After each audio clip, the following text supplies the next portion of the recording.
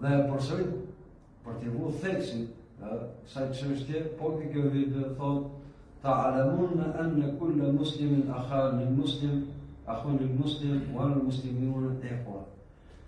Ta dini bashkë për Allah që çdo musliman është vëlla për muslimanin, dhe të gjithë muslimanët janë vëllezër.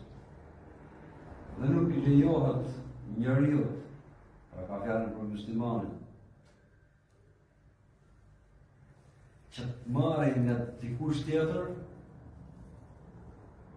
asgjë pak në ishtinë e tij. Pra, nëse do mosh nga pjesa tjetër, nga pasunia tjetër, dhe diçka që ka ai në zotërim, që i takon vetëm Zot, tjetë me një rregull që mos rregullave caktuar, dhe me përqimin e atij, me miratimin e atij.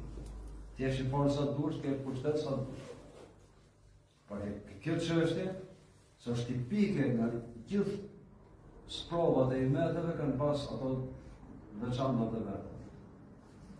Kurse sprova tipike përveç femnës, immoralitetin, përveç vigjonsit, dëshirës për pushtet, tipike e imetit Muhammed alayhi salatu selam është etja për pasunin.